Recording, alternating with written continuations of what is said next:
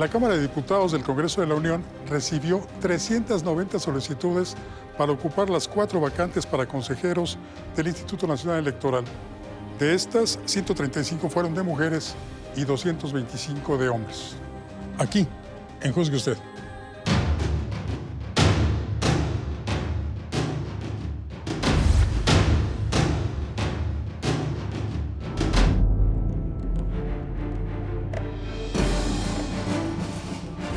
Licenciada Ingrid Curioca, bienvenida. Buenas noches. Muchas gracias, Francisco. Buenas noches.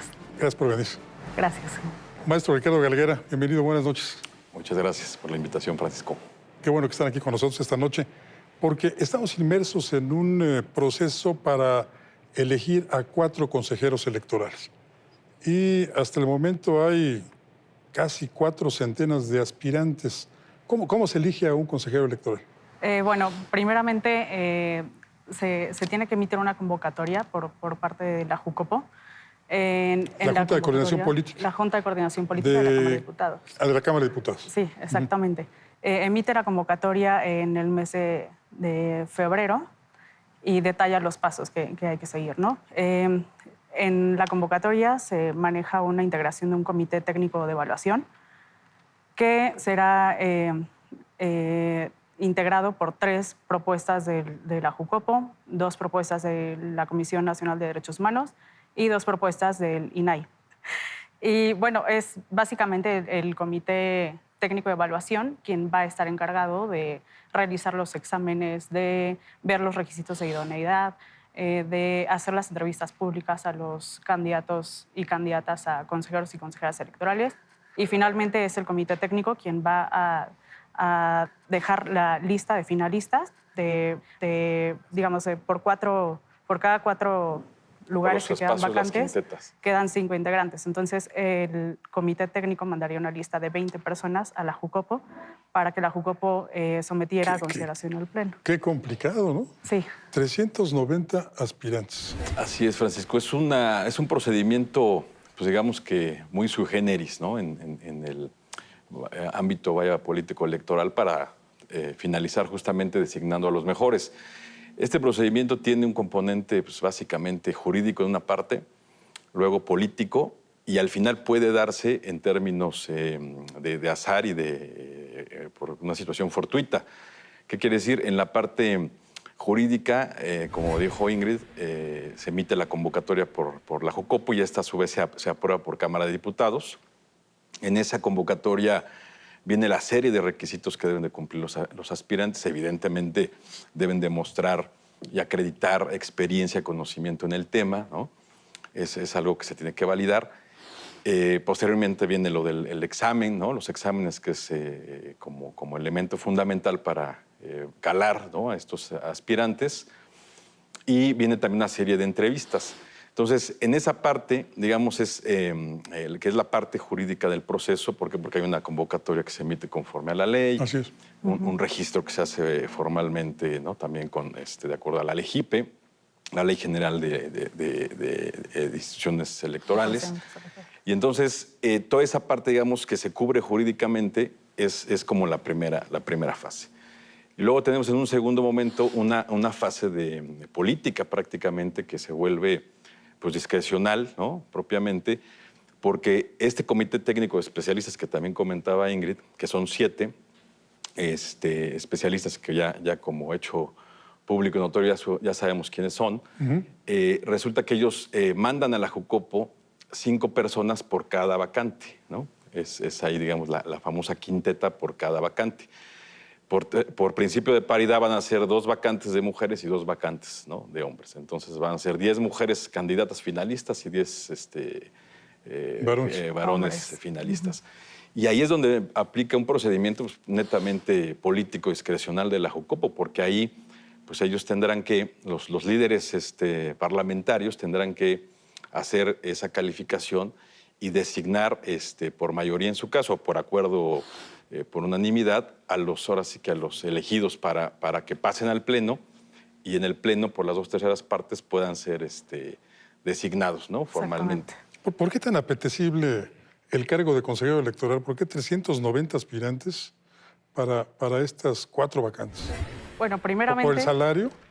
el salario es uno de los más altos que tienen los funcionarios públicos en México. Además, es un cargo que duraría 9 años. Es de abril de 2020 hasta 2029. Entonces, es un trabajo que implica mucho tiempo para realizar. Y es un cargo, pues, político también, ¿no? Sea lo que sea, es designado, o el método de designación es un método político. Y, pues, básicamente el INE es el representante de los ciudadanos ante los partidos políticos. Llama la atención esto, el ingrediente político de la selección de los candidatos, porque suponemos los contribuyentes, que también somos electores, que el INE es una institución apartidista, que es una institución conformada por ciudadanos iguales a nosotros, que no tienen compromisos ni ligas con los partidos políticos. ¿Qué tanto pesa, a final de cuentas, el examen académico, el examen de aptitudes frente a la politiquería? Claro. Esa también es tarea súper especial y tiene que ser fina. Y además, pues, lo tendría que decir su historial de profesional del comité técnico, los integrantes del comité técnico, ¿no? Que ellos, se supone, bueno, pues, tienen su parte, o su objetivo de chamba es que manden justamente a los que menos, ¿no? Tengan, ¿no? Esta relación y sean, ¿no? Los más idóneos los objetivamente. Más autónomos, ¿no? Los más autónomos. Claro.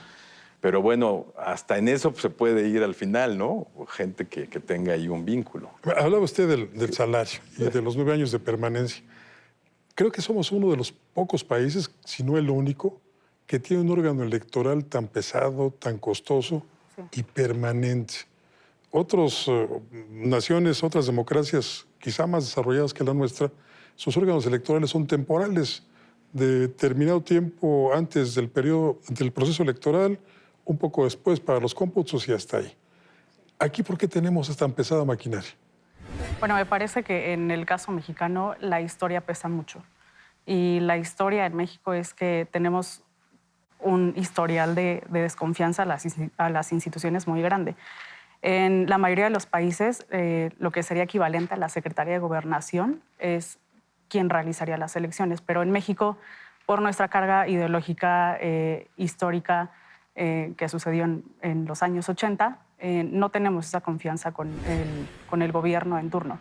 Entonces, se optó por realizar un Instituto Federal Electoral en ese entonces, en 1990, y eventualmente irlo transformando a un ente autónomo para que se desligara completamente de la función de Secretaría de Gobernación. Es uno de los pocos países, si no es que el único, me parece, que tiene un ente electoral autónomo completamente del partido en el gobierno. ¿Pero permanente? Permanente, sí. En muy pocos países hay un órgano permanente como tal. Yo ahí agregaría algo. Fíjate que en el mismo sistema electoral, esto que dices, Francisco, es muy cierto. O sea, el INE es una institución permanente, igual que los OPLES, que le llamamos en el medio, es los institutos electorales de los estados, ¿no? Así es. Entonces, esta configuración está estimada, está determinada para que funcione permanentemente.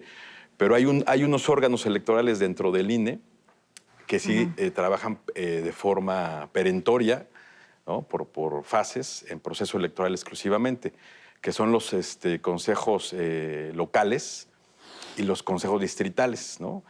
En este caso, de hecho, mi compañera Ingrid y yo, nosotros pertenecemos al Instituto Electoral en la parte de los consejos locales y en los consejos distritales. Es decir, fungimos como consejeros electorales por temporada, ¿no?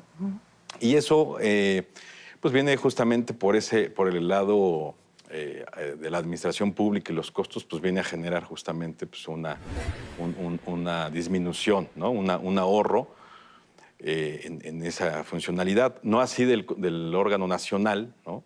Que tiene esa permanencia pues, absoluta. Y donde los salarios también son más altos, ¿no? Además de todo. No solamente más altos, sino permanentes Así también, es. al menos durante 9 años. Así es. ¿Cuándo es la próxima renovación de consejeros del INE después de esta de abril? Después de esta vendría en 2023, exactamente, en abril de 2023. Así es, ya sería, bueno, se va el consejero presidente, Lorenzo Córdoba, se va el consejero Ciro Murayama. y Favela, Adriana la consejera Favela. y también Roberto Ruiz. Roberto. También serían cuatro. También serían vacantes. cuatro vacantes. 3 y el exactamente. presidente. Así es. 3 el presidente. Así es. ¿Y se tendría que elegir en 2023 también a un presidente o alguien de los que están ahora podría ascender a ese cargo? Pues como queda la reforma, si es que no se modifica, se tendrá que elegir a un nuevo presidente. De entre los que estén participando en el Consejo en ese momento.